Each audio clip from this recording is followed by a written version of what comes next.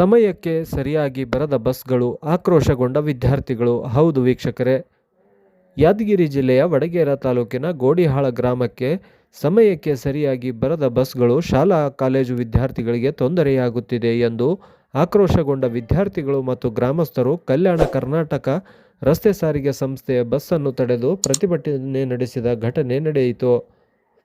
ಕೇವಲ ಇರುವುದು ಒಂದೆರಡು ಬಸ್ಗಳು. ಆ ಬಸ್ಗಳು ಸಮಯಕ್ಕೆ ಸರಿಯಾಗಿ ಬರದಿದ್ದರೆ ಹೇಗೆ ನಾವು ಶಾಲೆ ಕಾಲೇಜುಗಳಿಗೆ ಹೇಗೆ ಹೋಗಬೇಕು? ನಮ್ಮ ವಿದ್ಯಾಭ್ಯಾಸಕ್ಕೆ ತೊಂದರೆಯಾಗುತ್ತಿದೆ. ನಮ್ಮ ಗೋಳು ಕೇಳೋರು ಯಾರೂ ಇಲ್ಲದಂತಾಗಿದೆ. ಆದ್ದರಿಂದ ಇಂದು ನಾವು ಬಸ್ಸನ್ನು ತಡೆದು ಪ್ರತಿಭಟನೆ ನಡೆಸುತ್ತಿದ್ದೇವೆ ಎಂದು ವಿದ್ಯಾರ್ಥಿಗಳು ಬೇಸರ ಹೊರಹಾಕಿದರು. ಇನ್ನಾದರೂ ಕಲ್ಯಾಣ ಕರ್ನಾಟಕ ಸಾರಿಗೆ ಇಲಾಖೆ ಅಧಿಕಾರಿಗಳು ಎಚ್ಚೆತ್ತುಕೊಂಡು ಗ್ರಾಮಗಳಿಗೆ ಸಮರ್ಪಕ ಬಸ್ ಸೇವೆ ಕಲ್ಪಿಸುತ್ತಾರಾ ಎಂದು ಕಾದು ನೋಡಬೇಕಿದೆ.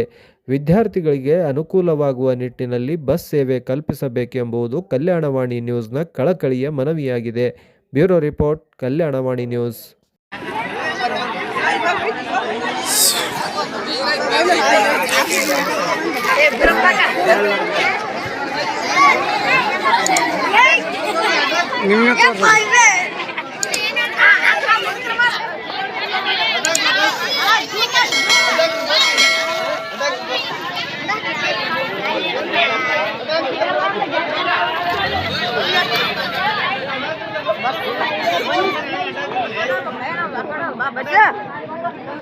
Jangan